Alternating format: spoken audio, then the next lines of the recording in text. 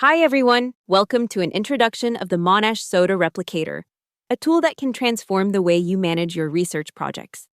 What is the Replicator?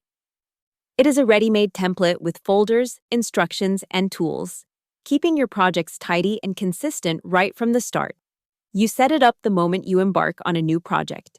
It requires minimal effort from your side, and you will never again struggle to replicate your results from a year ago.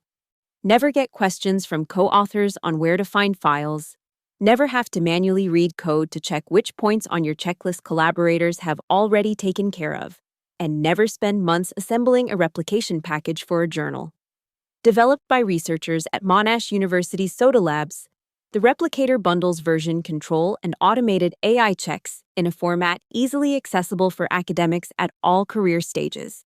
This tutorial is split into a series of short videos. Before we delve into the hands-on setup of the Replicator itself, we explain how to install relevant tools, including VS Code, Git, GitHub, Overleaf, and TextLive. While only Git and GitHub are required for Replicator use, the other tools are convenient supplements.